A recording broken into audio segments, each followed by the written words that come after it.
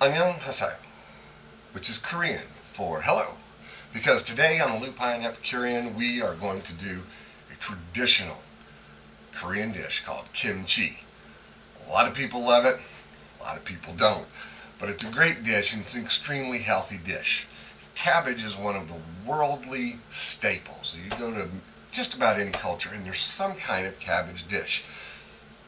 In Germany they have sauerkraut, which is really just a German version of kimchi. In Russia you have cabbage stew. Even here in America we have cabbage coleslaw.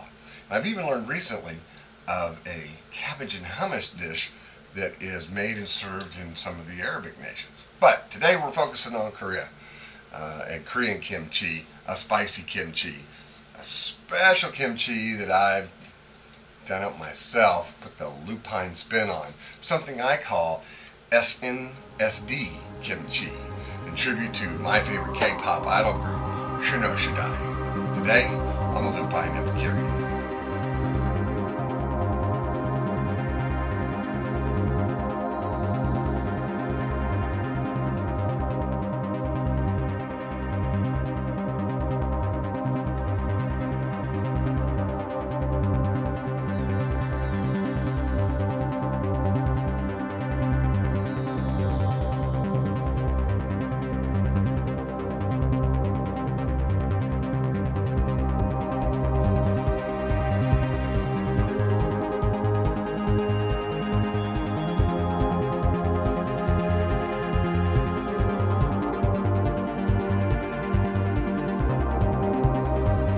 Thanks for joining me here on another episode of the Lupine Epicurean. Today we're going to do some SNSD Kimchi in tribute, as I said, to SNSD, also known as Girls' Generation, a K-pop idol group that is my favorite in the world, all 9 of them.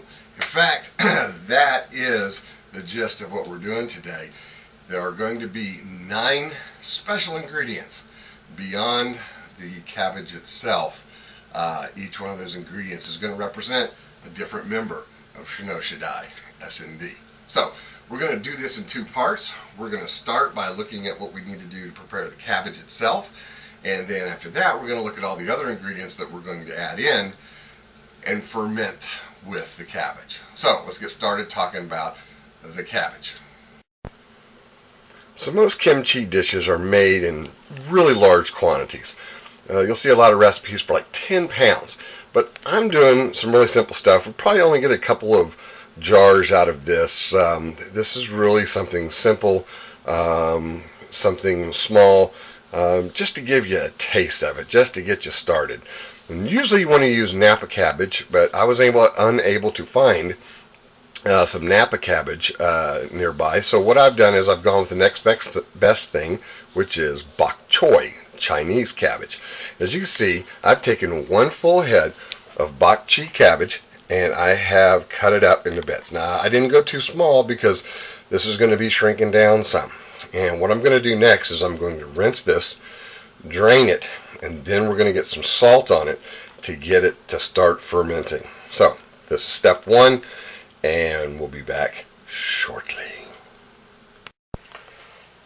Alright, so I've rinsed my cabbage. I have now drained it, and now I'm going to put it back into the pot that I had it, because once we get it here in this pot, we are going to take usually if you're going with a full 10 pounds of cabbage, you usually want at least a cup of salt. I've got a little less than 2 pounds of cabbage, so I'm going with a little less than 1/4 of a cup of salt. And I actually have a combination of freshly ground sea salt as well as iodized salt like you get at the store. And so what I'm going to do is I'm going to get that mixed around in there, and then we're going to set this over to the side, and it's going to sit for at least an hour. If you can, let it sit for 2 or 3 hours. That's going to start the fermenting process, and that's going to get this cabbage to start to shrink down. Now, salt is our first of 9 ingredients, and the salt is in tribute of Kwan Yuri of Shinoshidai. You've heard the old saying, salt of the earth. Well, that's Yuri. She's down to earth. She's very traditional bound. She is the salt of the earth. So, our salt that we're using today, that is our representation for Kwan Yuri of Shinoshidai. So, we're going to put this aside. We're going to come back in a few hours, and then we're going to add the other ingredients. It's been an hour since I put the cabbage in the pot with the salt to start fermenting. So let's talk about the other 8 ingredients that we're going to need. We're just going to do a quick rundown. First of all, we're going to need a 1/4 cup of coconut vinegar. We're going to need a 1/4 cup of red crushed pepper. We're going to need half of a small onion, 1/4 cup of fish sauce. We're going to need 2 tablespoons of garlic, 3/4 cup of grated radish, 2 tablespoons of ginger, and 2 tablespoons of sugar. That's what we're going to need to make our SNSD Kimchee. So, we're going to give it another 15-30 minutes, and then we're going to start adding ingredients. Alright, so, as I always say, we can't have an episode of Lupine Epicurean without going to counter camp, and that's what we're going to do now. I've transferred the cabbage over to a glass bowl so you can see what I'm doing here. I also want to mention it's extremely important to wash your hands when you make this dish, because you're going to be getting your hands in that mixture.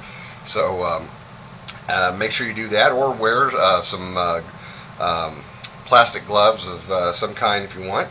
So now we're going to go ahead and start adding some of these other ingredients, and I'm going to tell you a little bit about why they're so special. First thing I'm going to do is I'm going to add 3/4 cup of radish. Now, I chose radish because radishes are bright and colorful, much like Tae-yeon. Tae-yeon is the maknae, meaning the youngest member of Shinoshidai. So the radishes are to represent her in our SNSD Kimchee. Alright, so the next thing I'm going to go with, I'm going to go ahead and put the 1/4 cup of crushed red pepper in here. Now, crushed red pepper I've chosen to represent Tae-yeon. Tae-yeon is the dancing queen of SNSD. So she's a spicy dancer, and we're getting most, if not all, of our heat right here from the crushed red pepper. I'm going to be honest with you, I think that's a little too much. I think just shy of 1/4 of a cup, because crushed red pepper is really hot. Now, there's a lot of different peppers that you could use. That is the pepper that I've decided to use. Alright, so the next thing I'm going to put in here, because I want to get a little bit of fluid going, is my coconut vinegar. 1/4 cup coconut vinegar, which represents Jessica. Jessica is the ice princess. The ice princess, that's kind of vinegary, but coconut vinegar is kind of sweet. So Jessica has both her ice princess side and her sweet side. So that's what we've got for her. Now, the next thing that I'm going to put in here is going to be the 2 tablespoons of ginger. And ginger represents Tiffany, because ginger is often used to refresh the palate when eating, and Tiffany is very refreshing. She's colorful and charismatic, and that's what ginger is. So that's Tiffany. And now we're going to put in, we're going to go with the onions. I'm going to put in the about a 1/4 cup. What it is half of a small onion. I'm using yellow onion. You can use just about any kind you want. You might want to stay away from Vidalia onions, though. They're probably a little too sweet for our kimchi. And onions, that represents Sunny. Also, her real name, Sun-kyu. Because, like an onion, Sunny has many layers to her. She has many talents. And an onion has many layers going deep down. We're going to get that all stirred together. Now, it's starting to dry out on me a little bit here, so I'm going to go with my next bit of fluid, which is going to be fish sauce. Now, you're probably thinking, how can you possibly relate anybody to a 1/4 cup of fish sauce? Well, in fact, that's Yuna. Yuna, because she's famous for her flounder face, and so it has to be Yuna when it comes to the fish sauce. All right, so that's mixing all really together really well there. All right, next, I'm going to go with the garlic. Get the garlic on there. Really like the garlic. All right, and so when it comes to shino-shidai, garlic is representative of Tae-yeon. Why? Because garlic goes with everything, all foods. And as we all know, Tae-yeon loves to eat. She will eat just about anything, and she eats all the time, and yet she gains no weight. I don't know how she does it, but she is a god of food, as they like to call her. All right, so we've got most of our ingredients. There's only one more ingredient to go. I've saved the best for last, in my opinion. My favorite member of shino-shidai Girls' Generation is Tae-yeon, Tay-Tay, Jelly. And I think she is the sweetest, bestest of all, because she's my favorite. So I'm going to put in the 2 tablespoons of sugar here to represent Tae-yeon. All right, so we're going to get that all stirred up. And as you can see, it looks quite a mess. It's going to be nice and juicy right now. You've got all sorts of flavor in there. And now comes the key part of what happens next. Because what we're going to do, I'm going to rinse my hands here, is we are going to put this back into the pot. We're going to cover it, and we're going to let it ferment overnight. Now, overnight for me is kind of interesting because right now as I'm filming this, it is nearly 4 o'clock in the morning because I am a night person. And I'm going to leave this out, not in the refrigerator, but out to ferment overnight in this big pot. And that's where the flavors are going to get infused, and our fermentation is going to happen, and that's where the real magic of kimchi comes. When it ferments, all that goodness inside that cabbage that is so helpful to our bodies is going to come out. And then tomorrow, before I go to work, I'm actually going to put it in the refrigerator so I have a little more control over it. And then tomorrow night, we will talk again. So in our next segment here, as we transition, we're going to go about 24 hours. So sometimes accidents happen. When I'm filming my web show, it's pretty much me and the camera. Occasionally, one of the little ones, my 3 baby kitties, walk in to see what Daddy's doing. But it's mostly just me and you, camera. Unfortunately, last night, while I was mixing up the kimchi, putting the 8 ingredients into the cabbage, my camera decided to die. Because I hadn't checked my battery. And it didn't have any power. So, I've already mixed all the stuff together. But, what I'm going to do is I'm going to show you what it looks like afterwards. And I'm going to show you a series of pictures to show you my favorite K-pop girl idol group, SNSD, shino-shidai, and tell you what those spices represent.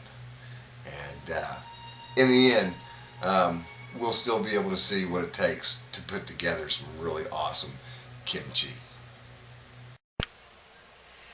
All right, here it is, kimchi the next day.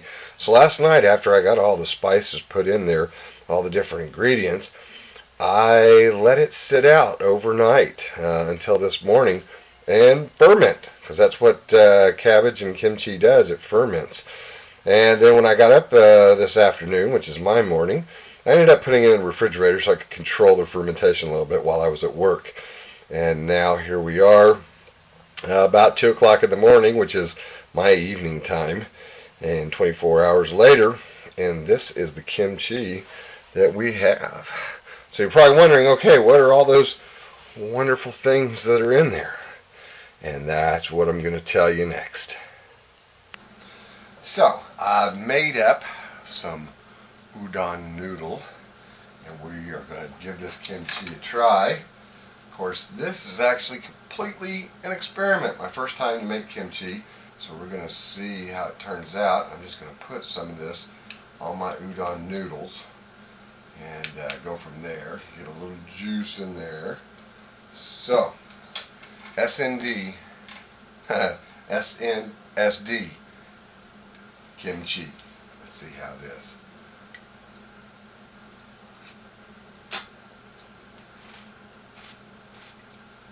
Oh my God.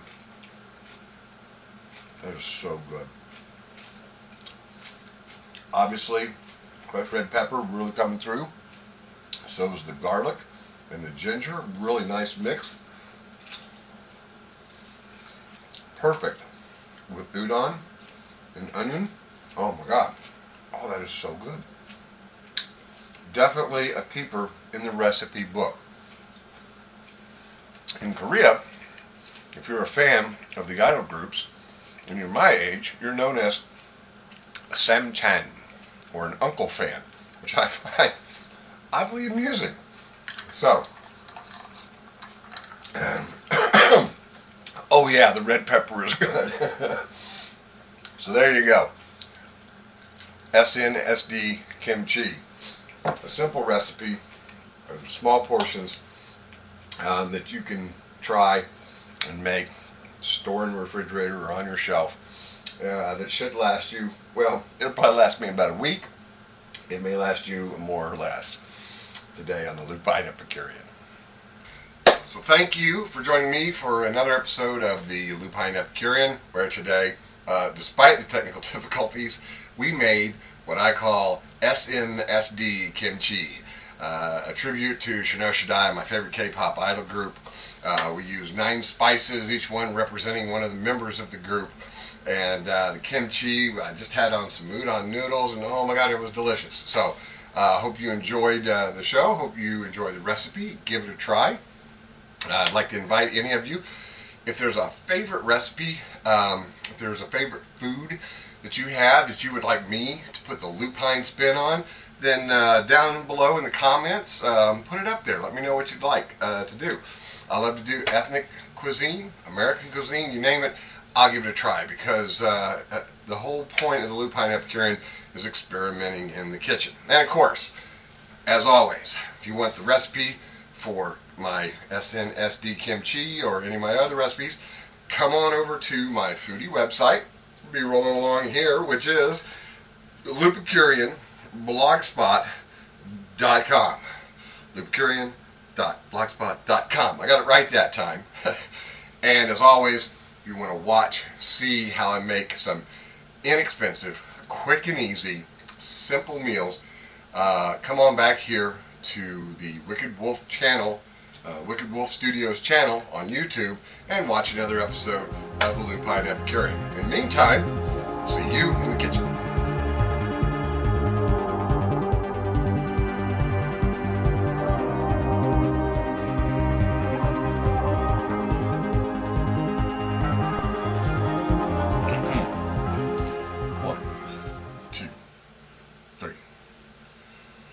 Annyeonghaseyo, which is Korean for hello. Because today on the Lupine Epicurean, we are going to... Thanks, Gozan, for distracting me. I really appreciate it. God, stinking cat. All right.